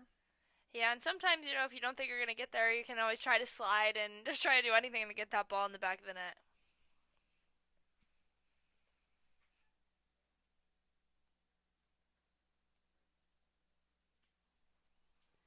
East High connecting on a couple passes here as they move it up the field.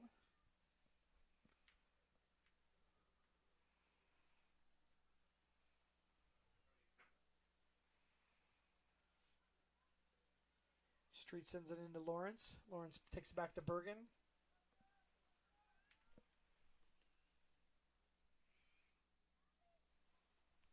Who to check the Street? Street will bring it up here. No defender in her near vicinity.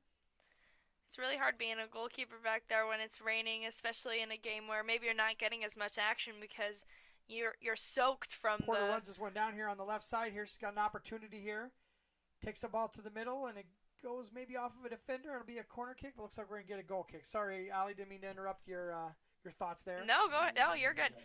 It's just always, you're soaked from diving and making any saves, and then don't really get any chance to dry off because you don't get as many subs as the goalkeeper, and so it was pretty chilly back there, like we were saying earlier. Just not able to move around as much either. I mean, you're back there kind of stuck in that box back there and just trying to stay warm.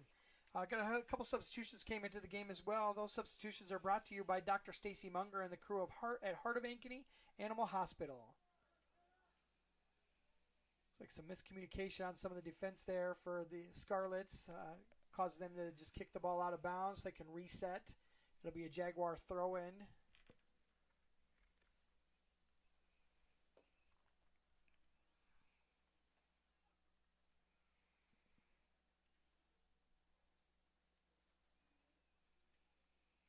Ball's thrown in, goes off of a East High defender again, and it'll be another throw for the Jaguar a little bit further into their offensive zone.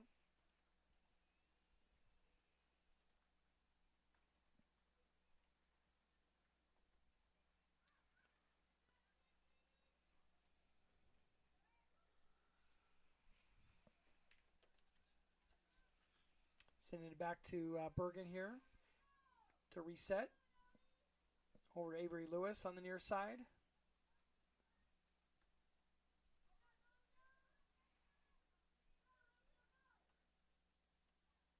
Jaguars playing a little bit sloppy at this point with just a little bit over 10 minutes in the game. You'd like to see them start to connect on some of these more passes, some more of these passes as they're moving up the field, but it seems like not really crisp on the passing right now. I guess weather's probably not the best environment for that.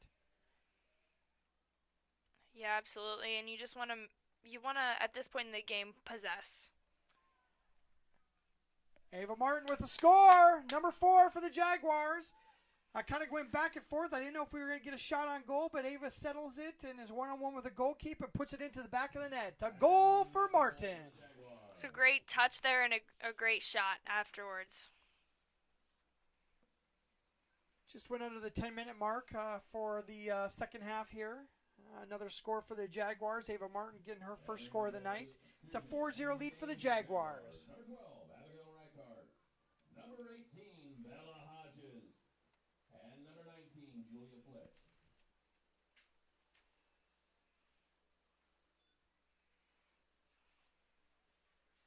Wasn't sure if they were going to get a shot on goal. They kept on moving it in and out, and finally they did it enough times where Ava Martin just found herself right at the doorstep, about 5 feet off of the goalkeeper in front of the goal with just nobody there except for that goalkeeper. Absolutely, and right before that we were talking about connecting passes, and just so happens they focused on connecting right there and put one in the back of the net. The rain's coming down harder than ever right now, so it's definitely going to be miserable for these last 9 minutes of the game to be out there on the field right now. It's definitely not getting any warmer either. I'm glad for the press box, that's for sure. The wind seems to be picking up here as well. The tents that are on top of the players are moving around quite a bit, and these umbrellas are going everywhere that the fans have over them, trying to keep themselves dry.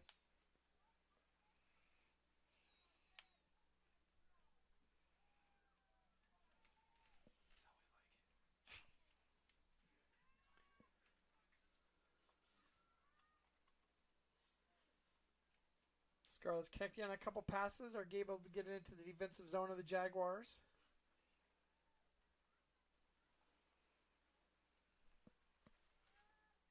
Bergen picks up that ball as it trickles into the goalkeeper box. She sends it out.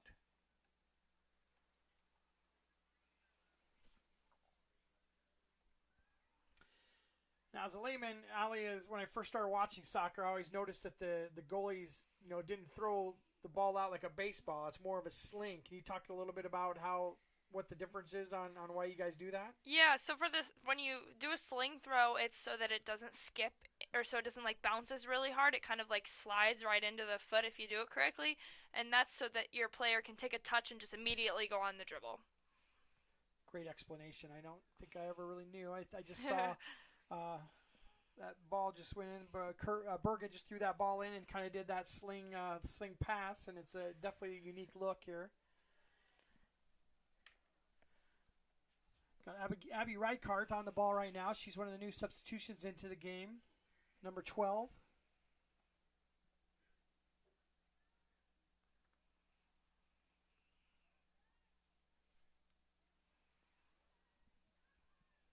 Avery Lewis with a touch out to Abby. Abby back to Lewis. Lewis back to Abby.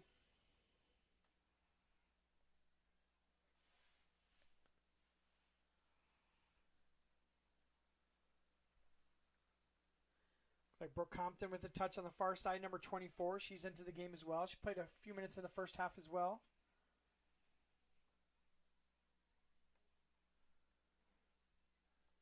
Gabby Lawrence, in substitution for Becker, has done a nice job in that defensive mid position, giving that ball up and making decisions on moving the ball forward or back, trying to create openings.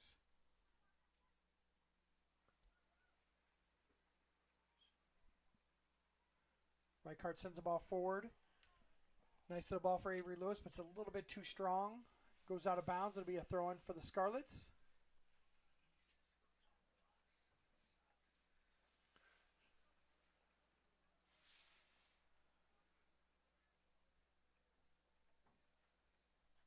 Just talking amongst here in the booth here, it's going to be a cold ride home for East. Hopefully they brought some extra dry clothes they're able to change into before they have to take that bus ride home.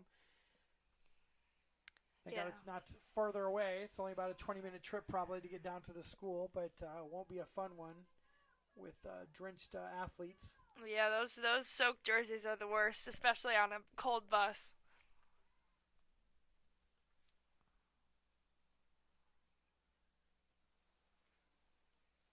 Nice little play down the sidelines.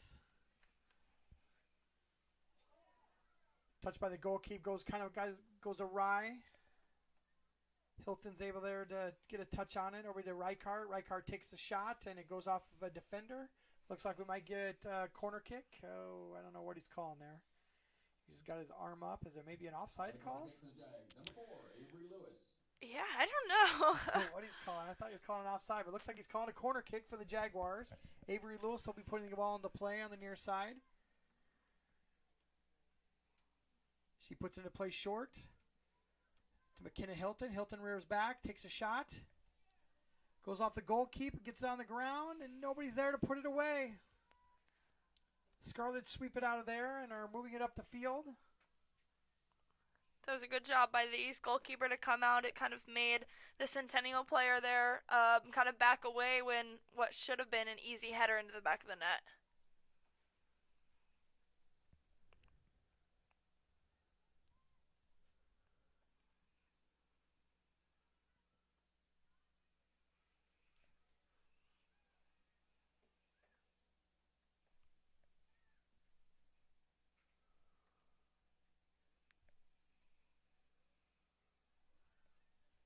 Kind of a cool little connection on the far side. You got Brooke Compton with her sister Katie Compton on the far side there.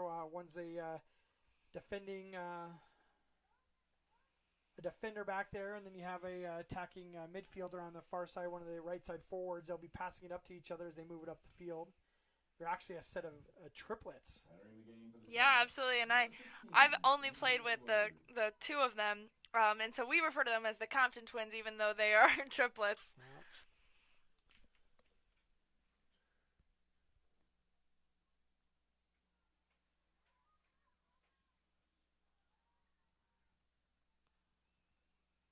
Scarlets with a couple connections down here and able to change the possession here for the Jaguars. Aforementioned Brooke Compton sending it up to her sister. Sister takes it inside. Katie looking to send it in. I think that's going to get to the goalkeeper before any of the offensive players can get to it for the Jags. She does scoop it up.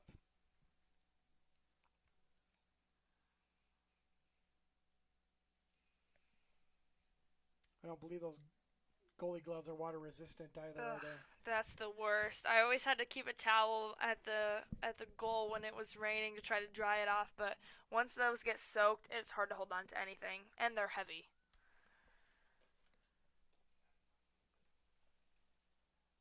I can just imagine. It would not be fun back there for sure. That's why you sometimes have a backup pair. Yeah. Switch at halftime. Yeah, that's what I would do. Warm a little bit, but yeah, I'd wear one pair for warm-ups and then switch into the other pair for the game itself. But I enjoy playing in the rain sometimes, but it's got to be warm rain. Fair with some nice control over here. Abby Reichardt with a touch. Called for offside, so it moves it back up. I was wondering why she let up there, but I didn't hear the whistle, and no midfield ref here to blow the whistle and let us know, but the players had stopped moving, so I figured something was up. But it was an offside by Reichardt.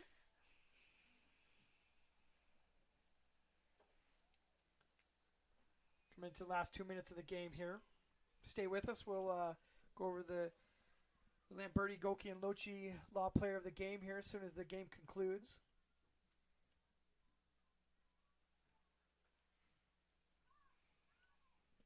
I want to thank one of our other postseason sponsors, Wilson Toyota. For over 30 years, they have served Central Iowa's automotive needs. Wilson Toyota, a really nice place with really nice people.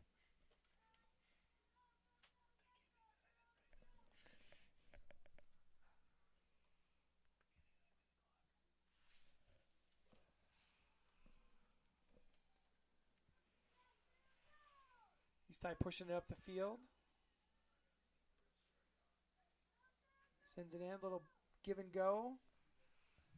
Ball sends out of bounds here. It'll be a throw in for the Scarlets. Scarlets take it in quick.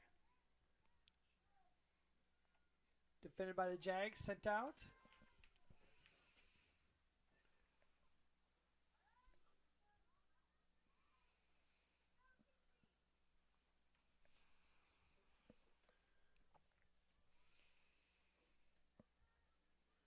.30 seconds left to go in the game.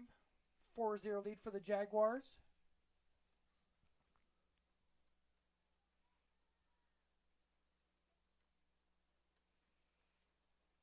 Well, we're winding down here. Looks like the Jaguars are punching their ticket for the next round here. It'll be a sub-state final here at Centennial on Thursday. Not sure of the opponent, but it could be Johnston, could be Urbandale. What are you doing in a game like this with a quick turnaround on that next game, Allie? Yeah, tomorrow you definitely want to watch some film, rest up, and just get ready for your next opponent. Wonderful. Final score, 4-0 for the Jaguars. We'll be back in a few minutes with a post-game coverage.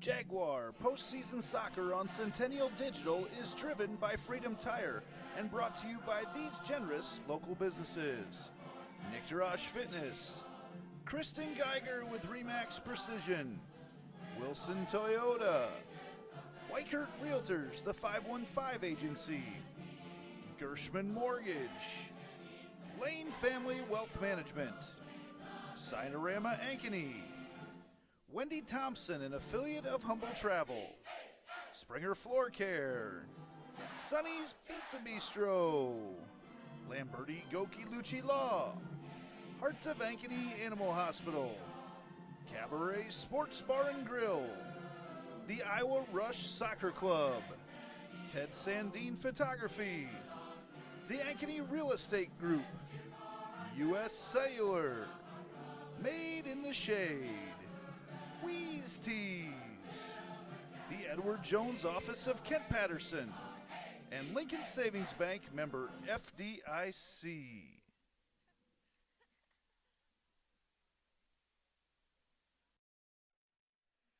Well, this is Austin Oliver here with Allie Jumper with our postseason coverage here. We just wanted to go over quickly a 4-0 win for the Jaguars. We had goals from Courtney Kovacs. We had one from Ava Martin, Ella Hudacek, and Katie Compton. But Allie, who do you think we want to pull in here for the Lamberti Goki Lucci player of the game? You know, I think we're gonna go with Ella Hudacek here. She had that early PK goal, and then she had the assist for Courtney Kovacs on that corner kick, as well as taking a lot of corner kicks that could have been goals for us. Yeah, she's definitely taken some more offensive maybe touches here as the year's gone on.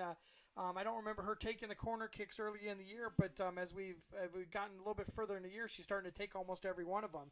So I think that just kind of lends some respect to the effort that she's putting out there on the field. So I think she's a great choice. Ella Hudacek for the Lamberti Goki and Lucci player of the game.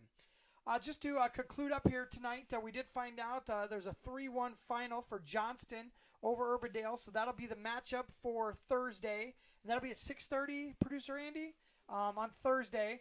We also want to welcome everybody back tomorrow night. Both Allie and I will be here for coverage of the Hoover Ankeny Centennial game, and that's at 6 o'clock? 6:30 tomorrow night to go to state. And that'll be both the games on Wednesday and Thursday. It'll be punching that ticket to the state tournament. But just want to thank everybody for watching. We're bringing you live Centennial Digital from a cold and rainy night here at the pitch at Centennial. We appreciate everybody showing up, and we'll look forward to the next broadcast. Thanks a lot.